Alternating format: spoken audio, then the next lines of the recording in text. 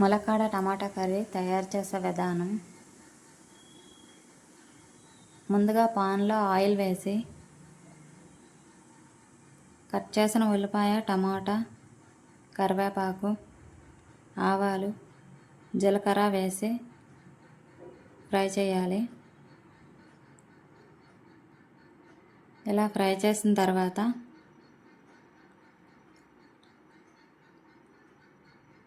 అర tea spoon అల్లం paste కూడా వేసి కలపాలి.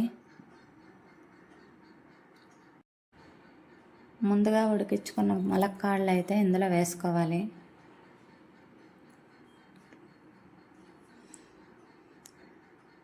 ఇందులో వేసి కలిపిన తర్వాత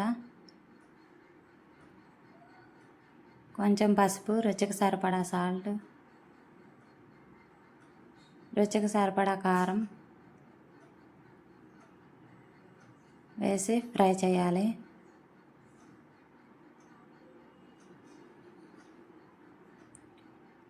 బాగా ఫ్రై అయ్యాక అందులో కొంచెం వాటర్ను యాడ్ చేయాలి.